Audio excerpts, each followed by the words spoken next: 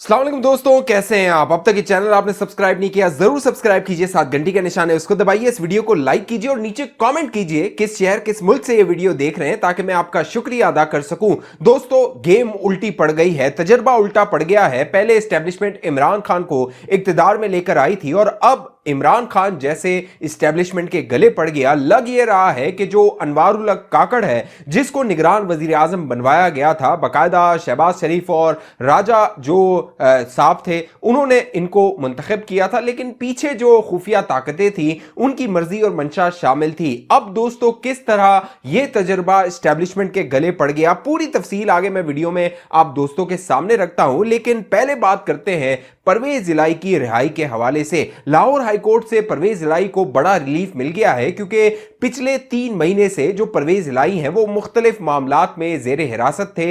एक जेल से उनको दूसरी जेल से तीसरी जेल उनको लेकर जाया जाता था, और जब उनको 1 जून को हिरासत में लिया गया उसके बाद उनकी जो रिहाई थी वो तकरीबन जुलाई के वस्त में हो रही थी, लेकिन फिर उनको एमपीओ के तहत 30 दिन के लिए जेर हिरासत ले लिया गया था। फिर उसके बाद 30 दिन उनके पूरे हुए तो 14 अगस्त को आजादी के दिन उनको फिर गिरफ्तार कर लिया गया और उनको जो नैब था उसने अपनी तहवील में ले लिया। मुख्तलिफ जो किकबैक्स और रिश्वत के मामलात थे उसमें अब दोस्तों लाहौर हाईकोर्ट ने परवेज इलाही को बड़ा रिलीफ दे दिया है। बाकायदा जो लाहौर हाईकोर्ट थी, इससे कबल भी उसने एक फैसला दिया था जिसमें परवेज इलाही को जमानत दे दी गई थी, लेकिन जो रियासत है उसने फैसला कर लिया था कि परवेज इलाही को हिरासत में ही रखना है, गिरफ्तार ही रखना है, क्योंकि उस वक्त काम हो रहा था शाह महमूद कुरैशी के साथ। शाह महमूद कुरैशी को जब हिरासत में लिया गया और जब उनको रिहा किया गया तो उस वक्त शाह महमूद कुरैशी को यह टास्क दिया गया था कि इमरान खान को न्यूट्रलाइज किया जाए। बाकायदा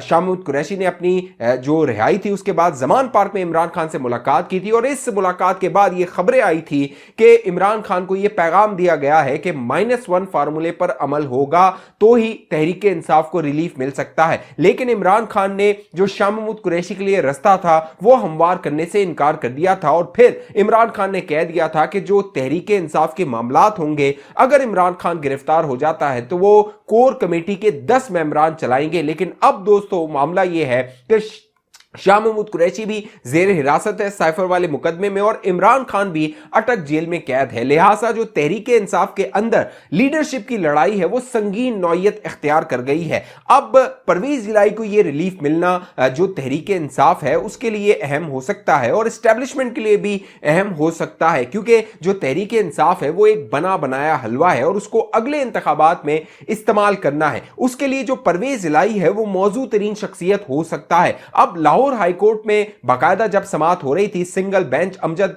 रफीक जो जज हैं, जस्टिस हैं लाहौर हाईकोर्ट के, वो समाअत कर रहे थे। उन्होंने नैब प्रोसिक्यूटर को बुलाया कि मैंने बार बार हुक्म दिया था कि परवेज इलाही को रिहा कर दिया जाए, तो फिर क्यों रिहा नहीं किया गया। जो नैब प्रोसिक्यूटर थे उनके पास उसका कोई जवाब नहीं था। फिर बाकायदा जो परवेज इलाही के वकला थे उन्होंने कहा जज साहब से कि बाहर पुलिस की नफरी मौजूद है और बहुत इम्कान है कि माजी में जिस तरह परवेज इलाही को जमानत मिलने के बाद जो अदालत है उससे निकलते ही किसी और मुकदमे में हिरासत में ले लिया गया, तो अब भी परवेज इलाही को गिरफ्तार किया जा सकता है। तो फिर जो जस्टिस अमजद रफीक थे उन्होंने हुक्म जारी किया कि परवेज इलाही को किसी भी मुकदमे में अब गिरफ्तार ना किया जाए। अब दोस्तों मामला यह है कि जो परवेज इलाही है उनकी जो सियासत है वो मैं पहले भी आप दोस्तों को बताता रहा हूं कि इस्टेब्लिशमेंट के मरहून मिन्नत रही है। 80 की दिहाई से उन्होंने इस्टेब्लिशमेंट के साथ सियासत की है। वो इस्टेब्लिशमेंट के कभी भी जो खिलाफ जो है उसके नहीं गए हैं। बाकायदा चौधरी शुजात हुसैन और चौधरी परवेज इलाही इस्टेब्लिशमेंट का हाथ पकड़ के सियासत करते रहे हैं, इक्तदार में आते रहे हैं, चाहे वो मुशर्रफ हो, उसके बाद जनरल कमर जावेद बाजवा हो, जनरल राहिल शरीफ हो, जनरल कियानी हो, जितने भी आर्मी चीफ गुजरे हैं, जो चौधरी खानदान है उसने उनके साथ सियासत की है। अब दोस्तों मामला यह है कि जो परवेज इलाही है उसको इस्टेब्लिशमेंट इस्तेमाल कर सकती है। अब तक जो परवेज इलाही को जेर हिरासत रखा गया था, बाकायदा परवेज इलाही से मुतालबा यह किया जा रहा था कि वो एक प्रेस कॉन्फ्रेंस करें और लाताल्लुकी का इजहार कर दें तहरीक इंसाफ से, और इसके हवाले से जो चौधरी शुजात हुसैन है उन्होंने मुतअद्दिद मुलाकातें की परवेज इलाही से जेल के अंदर जाकर, और जो परवेज इलाही थे वो वापसी के हवाले से कुछ शराइत रख रहे थे। लेकिन अब जो परवेज इलाही है उसकी रिहाई जो है वो इस्टेब्लिशमेंट के लिए बड़ी काम की हो सकती है। इस्टेब्लिशमेंट उसको इस्तेमाल कर सकती है क्योंकि जो परवेज इलाही है उसका पंजाब में बड़ा असर रसूख है। बाकायदा कई सियासतदान हैं वो परवेज इलाही के साथ बड़े गहरे मरासिम रखते हैं, पुराने मरासिम रखते हैं, और तहरीक इंसाफ के अंदर कई ऐसे एमएनएज और एमपीएज हैं जो परवेज इलाही के साथ एक पुराना ताल्लुक रखते हैं। लिहाजा अब देखना यह है कि जो परवेज इलाही है उसकी जो गिरफ्तारी थी और उसकी एक जो मजलूमियत थी उस कार्ड को किस तरह एस्टेब्लिशमेंट इस्तेमाल करती है, आगे चंद दिनों में यह वाजे हो जाएगा। यह भी देखना है क्या जो एस्टेब्लिशमेंट है वो परवेज इलाही को जमानत पर रिहा होने देती है या फिर जो रियासत का डंडा इस्तेमाल हो रहा था वो इसी तरह जारी रहता है। इस हवाले से तो मैं आप दोस्तों को बाखबर करता रहूंगा, लेकिन अब बात कर लेते हैं उस तजर्बे की जो एस्टेब्लिशमेंट ने किया और एस्टेब्लिशमेंट के गले पड़ गया। दोस्तों 2018 में इमरान खान को इक्तिदार में लाया गया और बाद में जो इमरान खान था ना वो हुकूमत चला सका और बाद में वो जो एस्टेब्लिशमेंट थी उसके भी गले पड़ गया जनरल कमर जावेद बाजवा जो इमरान खान को इक्तिदार में लाए थे। बाकायदा जो कुछ जनरल कमर जावेद बाजवा के साथ इमरान खान ने किया वो तारीख का हिस्सा है। लेकिन दोस्तों अब जब निगरान हुकूमत बन रही थी तब भी एस्टेब्लिशमेंट की ख्वाहिश ये थी कि इसी टेक्नोक्रेट को जो वजीर आजम है वो बनाया जाए। लेकिन जो सियासी जमातें थीं जिसमें नवाज शरीफ, आसिफ जरदारी, शहबाज शरीफ, मौलाना फजल रहमान, इनकी ख्वाहिश ये थी और इसका बरमला इजहार किया जा रहा था कि किसी सियासतदान को वजीर आजम बनाया जाए, क्योंकि जो अवामी फैसले हैं, अवाम की तकलीफ से जो आगाही है वो एक सियासतदान को हो सकती है और सियासतदान ये बात यकीनी बनाएगा कि 90 दिन में इंतखाबात करवाए जाए।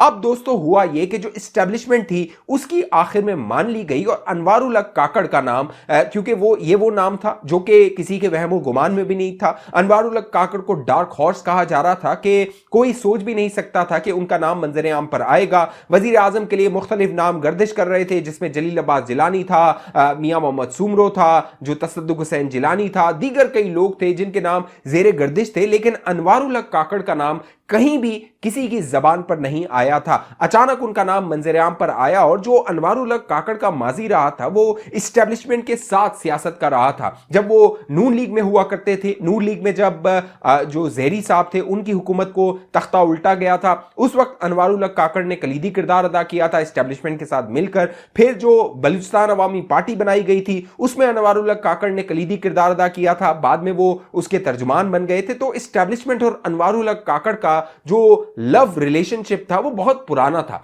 लिहाजा अनवारुल हक काकड़ को लाया गया इस उम्मीद के साथ कि वो एक सियासतदान भी हैं और एस्टेब्लिशमेंट के मोहरे भी हैं। लिहाजा जो सियासी जमातें हैं वो भी इस पर इत्तेफाक कर लेंगी, वो उनको भी तसल्ली हो जाएगी और जो एस्टेब्लिशमेंट की मंशा और ख्वाहिश है वो भी पूरी हो जाएगी। लेकिन अब दोस्तों अनवारुल हक काकड़ को लाना एस्टेब्लिशमेंट के गले पड़ गया है। 1 महीना भी अब तक नहीं हुआ और जो अवाम है वो सड़कों पर आ गए हैं। बाकायदा पहले बिजली का बिल लेकर अवाम सड़कों पर थे, बाकायदा मुतालबा कर रहे थे निगरान हुकूमत से कि बिजली के बिल में कमी की जाए, रिलीफ फराम किया जाए अवाम को। इस हवाले से कई दिनों के इजलासों के बाद अनवारुल हक काकड़ ने एक प्रेस कॉन्फ्रेंस की और सहाफियों के सवालों के जवाब दिए। लेकिन इस प्रेस कॉन्फ्रेंस में भी वो जो तसल्ली बख्श जवाब था वो नहीं दे सके। साफ नजर आ रहा था कि जो प्लान है वो हुकूमत के पास, निगरान हुकूमत के पास मौजूद नहीं है। कोशिश ये की गई थी एस्टेब्लिशमेंट की जानिब से कि जो निगरान हुकूमत की काबीना है उसमें तमाम लोगों को, ऐसे लोगों को शामिल किया जाए जो अपनी अपनी फील्ड के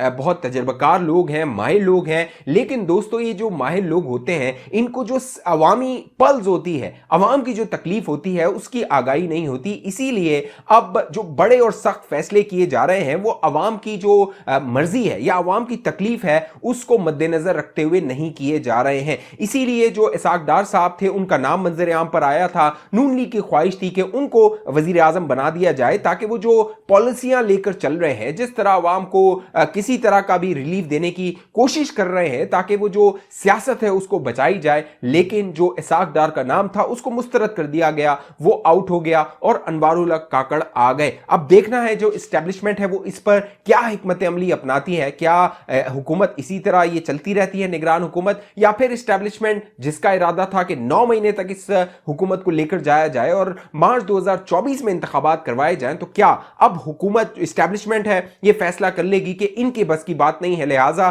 जो इंतखाबात हैं वो 90 दिन में करवा कर एक नई हुकूमत जो मुंतखब हुकूमत हो उसको लाया जाए और फिर वो मुल्की मामलात हैं उनको आगे बढ़ाएं। इस हवाले से मैं आप दोस्तों को बाखबर रखता रहूंगा। और जो बड़ी मुलाकात अब पकड़ी गई है उमर अता बंदयाल चीफ जस्टिस के हवाले से ये खबर आई है और बड़ा दावा आया है कि उमर अता बंदयाल ने एक खुफिया मुलाकात की है एक यूट्यूबर के साथ। इससे कबल खबरें आई थी कि उमर अता बंदयाल ने 3 यूट्यूबर्स के साथ मुलाकात की थी। उसमें सिद्दीक जान था, अंदलीब था और एक अदिल सरफराज था। इन तीनों से मुलाकात की थी, उसकी खबरें मंजर आम पर आई थी कि क्या क्या बातें हुई थी। अब दोस्तों खबर यह है कि जो उमर अता बंदयाल चीफ जस्टिस है उन्होंने जाने से पहले एक यूट्यूबर से मुलाकात की जिनका नाम अंदलीब है और उनसे मुलाकात में बाकायदा उमर अता बंदयाल ने अपने इरादों का इजहार किया कि अगले 15 दिनों में उनकी रिटायरमेंट से पहले वो 4 ऐसे फैसले जारी कर सकते हैं जिससे हुकूमत को बड़ी तकलीफ हो सकती है। जो नैब का मुकदमा है वो जेर समात है, उस पर एक फैसला लग ये रहा है। उमर अता बंदयाल का इरादा लग रहा है कि वो उस पर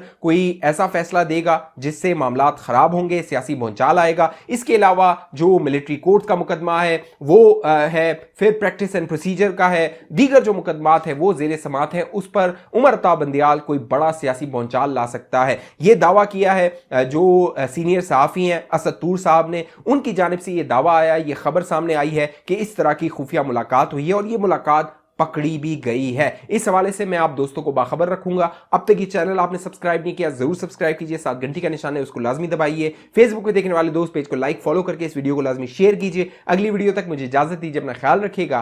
पाकिस्तान जिंदाबाद।